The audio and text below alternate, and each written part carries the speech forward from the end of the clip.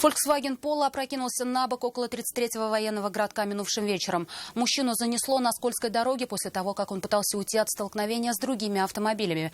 Очевидцы происшествия тут же вызвали на место медиков, надеясь, что их помощь еще может пригодиться. Мысль, что в этой аварии можно остаться невредимым, никому даже не приходила. Рамиль Шайдуллин узнал о последствиях аварии. На остановке люди были, они открыли дверь, вытащили.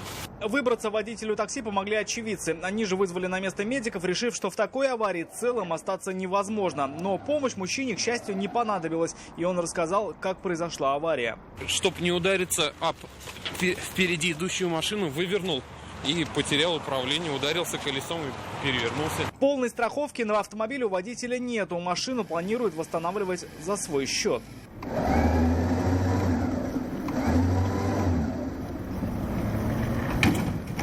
Он является владельцем таксопарка. Говорит, всего у него около 30 автомобилей. И дорожно-транспортные происшествия для него частое явление. Признается, если не сам, то арендаторы в ДТП попадают регулярно. И поэтому из-за помятого железа расстроился не сильно.